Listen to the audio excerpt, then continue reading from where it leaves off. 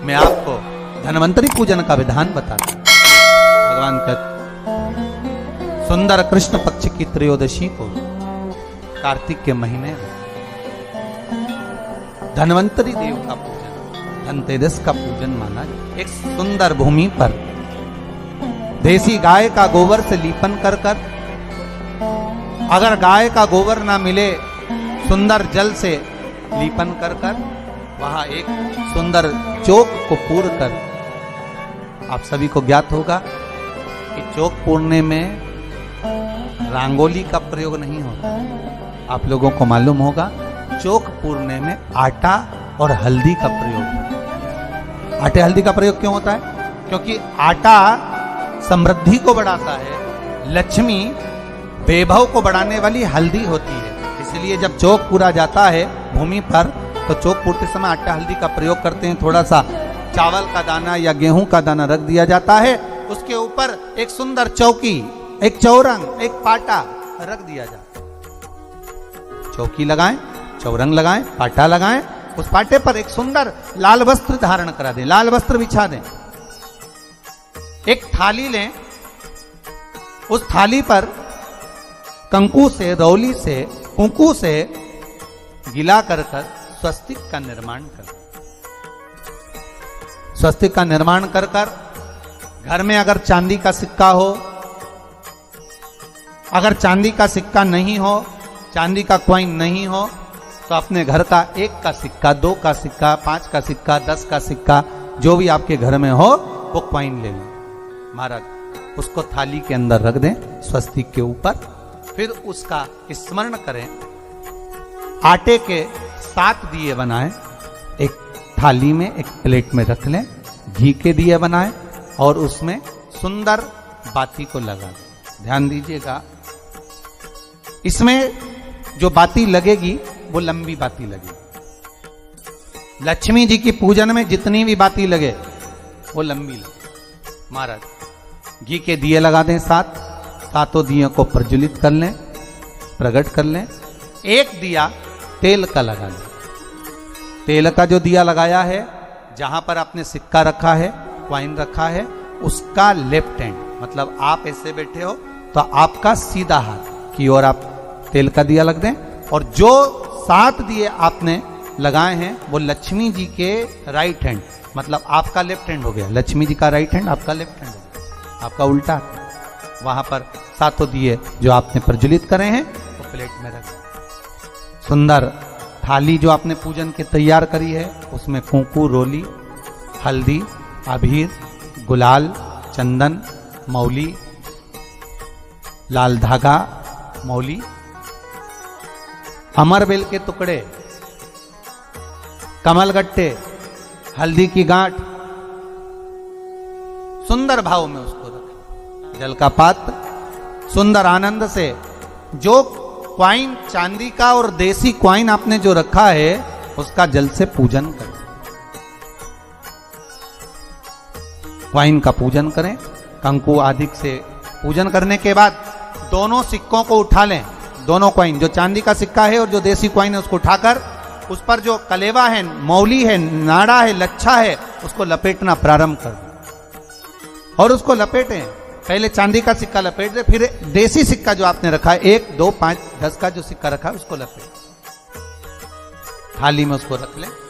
फिर वापस उस पर जल का छींटा देकर उसका पूजन करें। महाराज हल्दी, रौली, मौली, चंदन आदि लगाकर सुंदर भाव से चावल को हल्दी में भिगो लें और पीले चावल कर कर उल्टे हाथ में चावल लेकर माता लक्ष्मी के ऊपर जो 2 सिक्के रखे हैं उनका पूजन करें।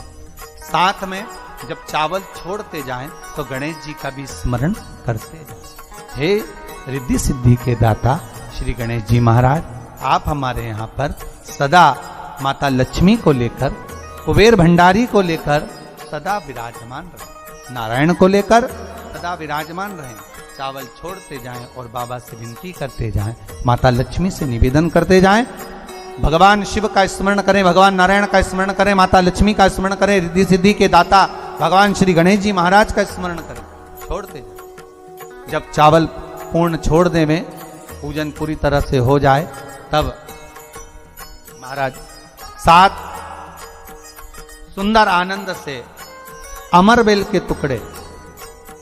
अमरबेल वृक्ष पर एक पीले कलर की बेल चलती है, पीली, उसमें पत्ते नहीं होते, वो किसी भी वृक्ष पर डली रहती, वो अमरबेल कहलाती। ये अमरबेल लक्ष्मी पूजन में, समृद्धि के लिए, मकान के मुहूर्त के समय पर, गृह प्रवेश के समय पर बहुत कार्य आते। महाराज ये अमरबेल को पानी की जरूरत भी नहीं पड़ती, आप रूप किसी वृक्ष पर डाल दी जाए वो अपने आप फलती चली जाती है। उसी तरह हमारे यहां भी हम भगवान से यही प्रार्थना करते, जैसे अमरबेल बिना पानी पड़े भी किसी भी वृक्ष पर डाल दी जाए पनपती जाती है, बढ़ती चली जाती है। ऐसे हमारे घर में बेभव लक्ष्मी बढ़ती जाए।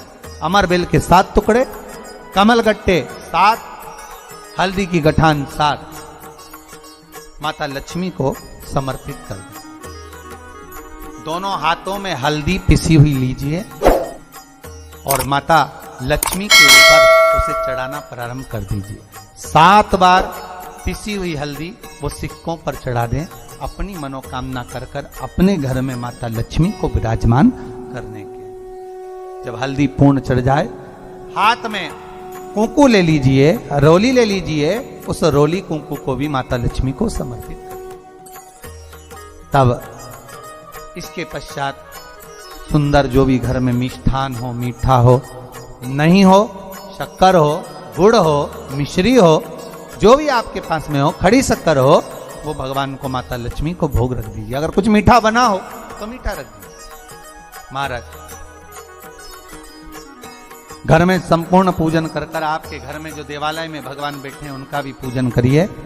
पूजन करने के पश्चात आप माता लक्ष्मी से निवेदन करिए, हे माँ आप हमारे यहाँ सदा विराजमान हो।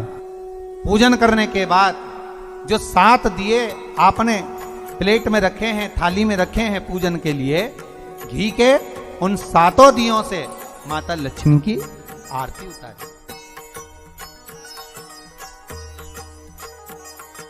उन 7 दियों से माता लक्ष्मी का पूजन करिए। माता लक्ष्मी से विनती करिए, मां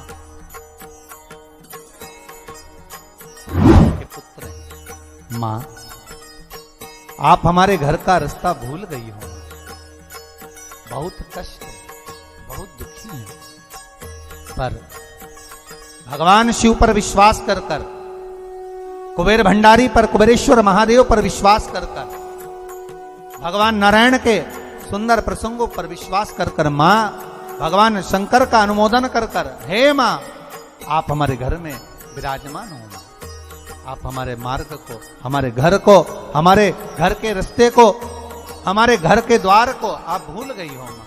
हे बेबहू लक्ष्मी, हे धन लक्ष्मी, हे संतान लक्ष्मी, हे मां लक्ष्मी, हे धान्य लक्ष्मी, आप हमारे घर में विराजमान। 7 दीप जो प्रज्वलित करे हैं उससे माता की आरती उतारिए। फिर माता को झोली पसार कर प्रणाम कर कर भूमि पर नमन करो। जब झोली पसार कर प्रणाम करें, झोली को अपनी ओर गिरा लें और माता को नमन कर कर जो 7 दिए आपने लगाए हैं उन 7 दिए को अलग अलग स्थान पर ले जाकर, जैसे घर के हॉल में, एक रसोई घर में, एक जहां पर आप लक्ष्मी रखते हो उस स्थान पर, एक घर के द्वार के पास में, एक तुलसी के क्यारे के पास में, ऐसे अलग अलग 7 स्थान पर उन दीप को रख दिया है। एक भगवान का जहां पूजन हुआ है, लक्ष्मी की जहां आराधना करी, एक दीप वहां पर भी रखा जाए। जो तेल का दिया लग रहा है उसके पास माता का माता लक्ष्मी से निवेदन करें, हे मां कृपा सागर, करुणा सागर मां, आप भगवान विष्णु के साथ विराजमान हो, आप भगवान नारायण के साथ में हमारे यहाँ सदा विराजमान हो मां, ऐसी कृपा कर। महाराज मां से विनती कर कर बड़ा उत्साह, बड़ा उमंग, बड़ा आनंद रखना। आपने अगर धन्वंतरी की पूजन करी है, धनतेरस की पूजन करी है, कोई वस्तु, कोई सामग्री अगर आप लेकर आए हो, कोई पात्र लेकर आए हो, कोई तांबे का पात्र लाए हो, जो भी वस्तु आप नहीं लेकर आए हो उसका भी पूजन उसी दिन कर लेना।